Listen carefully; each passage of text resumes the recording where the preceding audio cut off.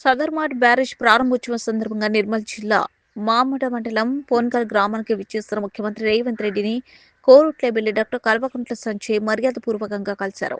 ఈ సందర్భంగా కోరుట్ల నియోజకవర్గ అభివృద్ధికి సంబంధించి పలు కీలక అంశాలను ముఖ్యమంత్రి దృష్టికి తీసుకొచ్చి నిధులు మంజూరు చేయాలని విజ్ఞప్తి చేశారు.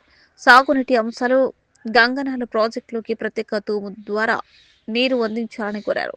దీని ద్వారా నియోజకవర్గంలోని 8 గ్రామాల్లో వేములకుర్తి, ఫకీర్ కొండాపూర్, మాయాపూర్, మొగిలిపేట, సంఖ్యం, శ్రీరాంపూర్, కొత్తపాత, ధామరాజ్పల్లి, ఓబుల్లాపూర్ గ్రామాలకు సుమారుగా 8,000 ఎకరాలకు సాగునీటి లబ్ధి చేకూరుతుందని వివరించారు.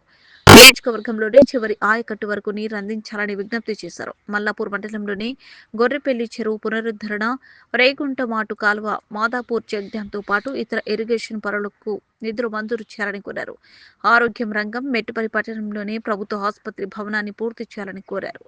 కోరుట్ల ప్రభుత్వ ఆసుపత్రిలో డాక్టర్లు అవసరమైన వైద్య పరికరాలు అందించాలని విజ్ఞప్తి చేశారు. కోరుట్ల ఆసుపత్రిలో ఆక్సిజన్ ప్లాంట్ ఏర్పాటు చేయాలని కోరారు.